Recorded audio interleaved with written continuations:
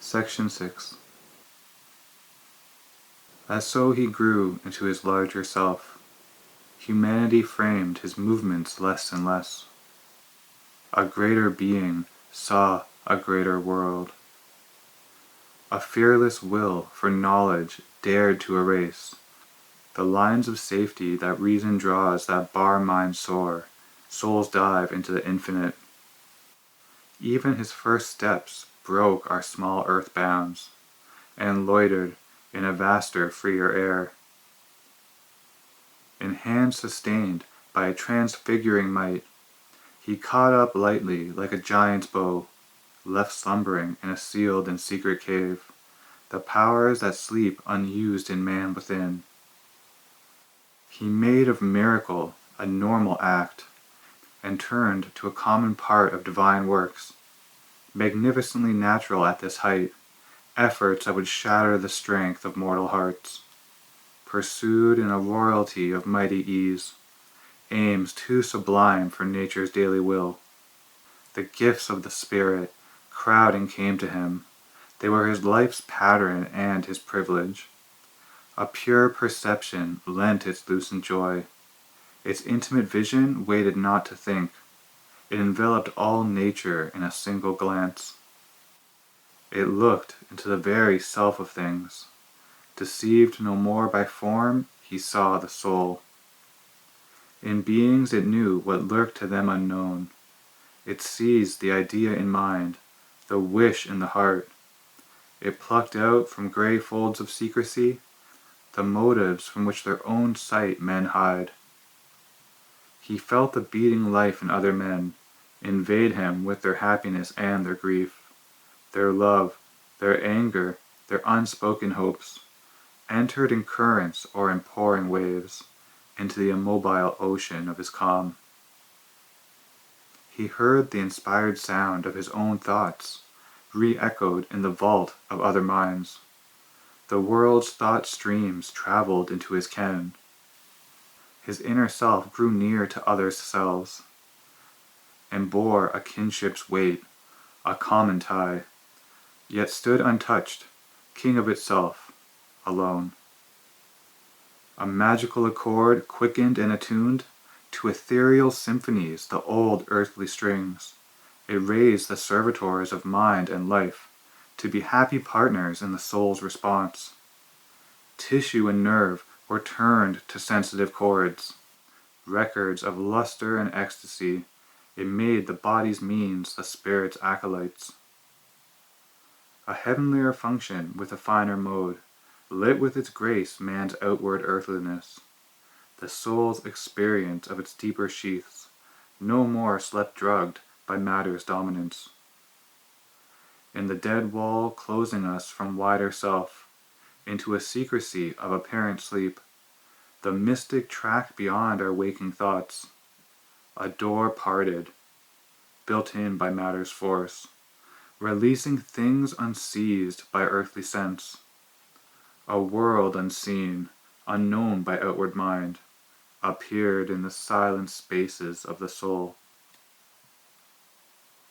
He sat in secret chambers looking out into the luminous countries of the unborn, where all things dreamed by the mind are seen and true, and all that a life longs for is drawn close.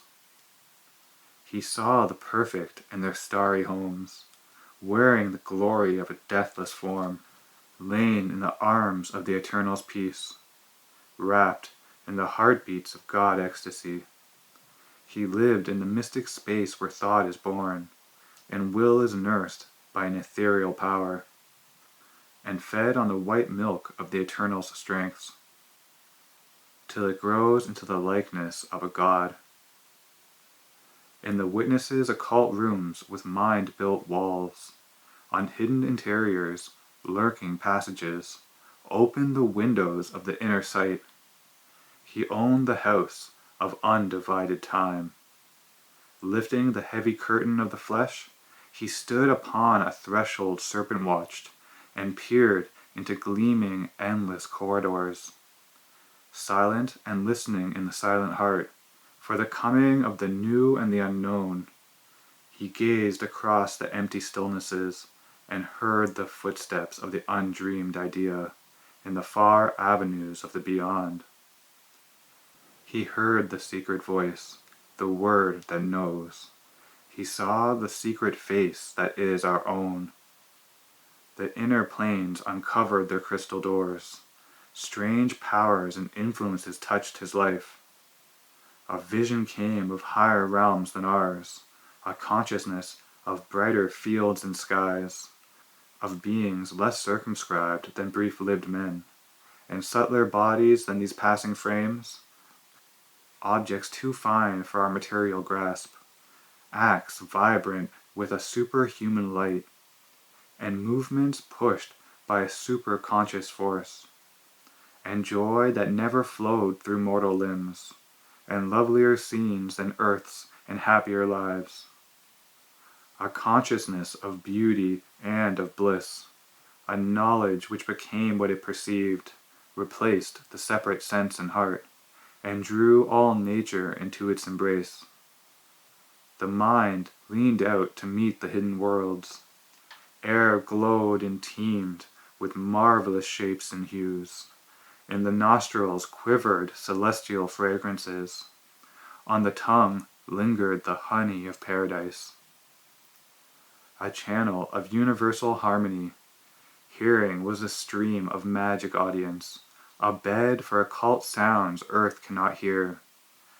Out of a covert tract of slumber self, the voice came of a truth submerged, unknown, that flows beneath the cosmic surfaces, only mid an omniscient silence heard, held by intuitive heart and secret sense.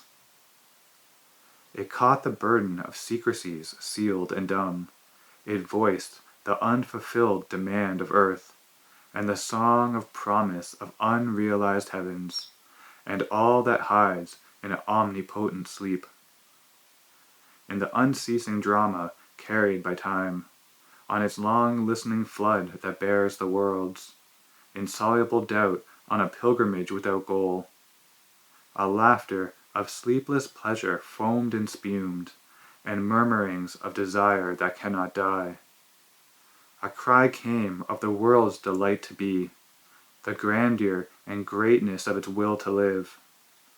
Recall of the soul's adventure into space, a traveler through the magic centuries, and being's labor in matter's universe. Its search for the mystic meaning of its birth, and joy of high spiritual response, its throb of satisfaction and content, in all the sweetness of the gifts of life, its large breath and pulse and thrill of hope and fear, its taste of pangs and tears and ecstasy, its rapture's poignant beat of sudden bliss, the sob of its passion and unending pain.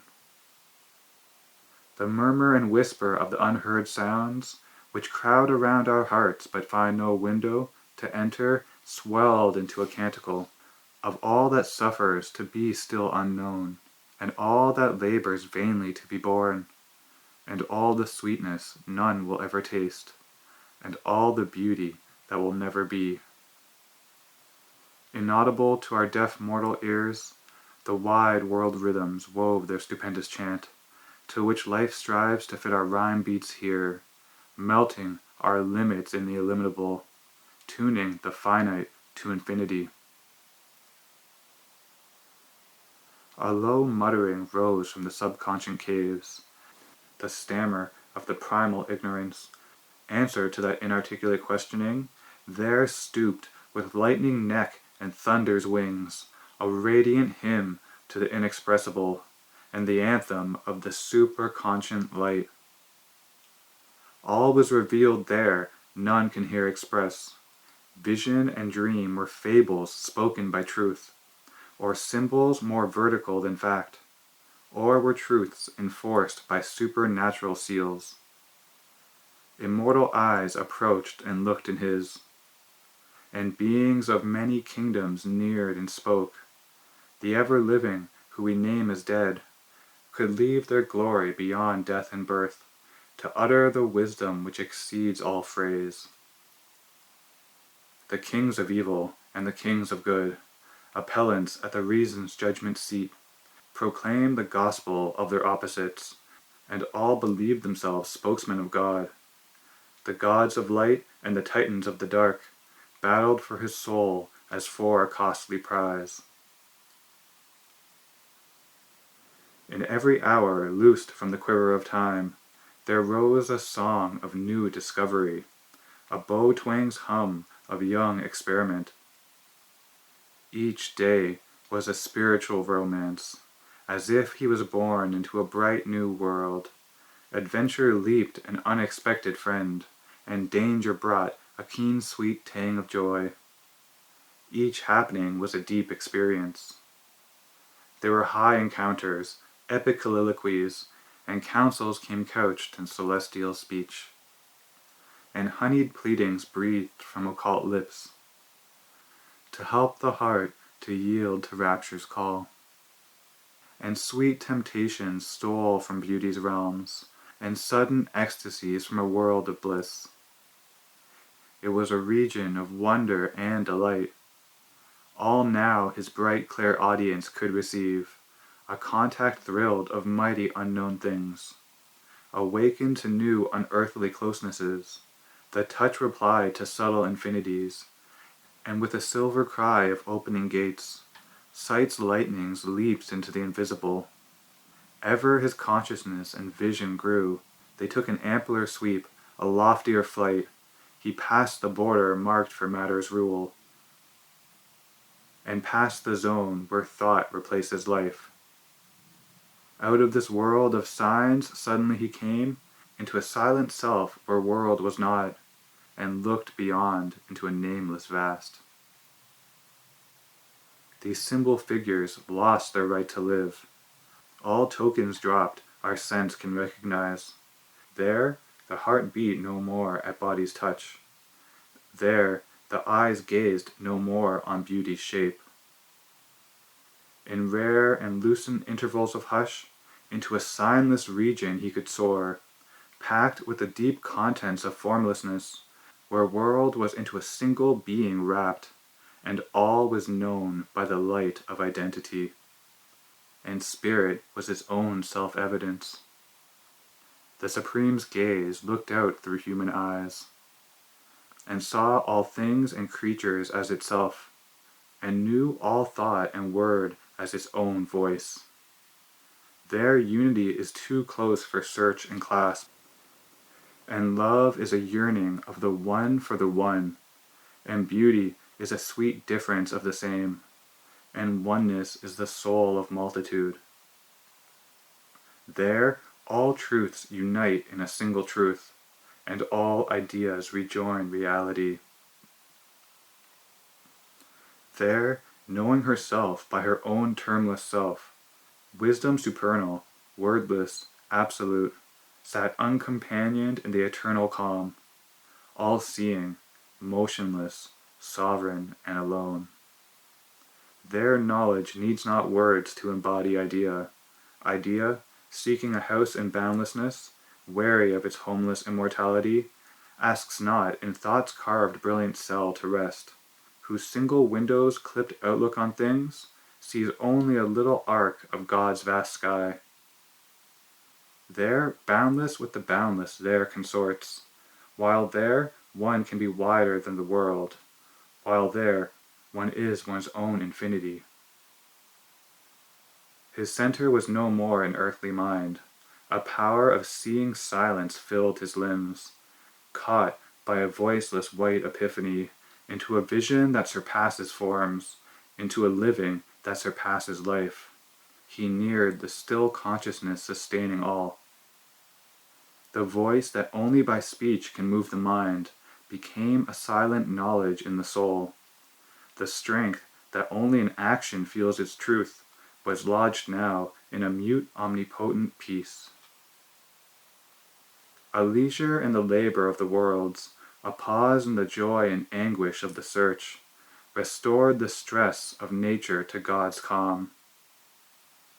A vast unanimity ended life's debate, the war of thoughts that fathers the universe, the clash of forces struggling to prevail, in the tremendous shock that lights a star, as in the building of a grain of dust, the grooves that turn their dumb ellipse in space, plowed by the seeking of the world's desire, the long regurgitations of time's flood, the torment edging of the dire force of lust, that wakes kinetic in earth's dullard slime, and carves a personality out of mud, the sorrow by which nature's hunger is fed, the ostrus which creates with fire of pain, the fate that punishes virtue with defeat, the tragedy that destroys long happiness, the weeping of love, the quarrel of the gods, ceased in a truth which lives in its own light.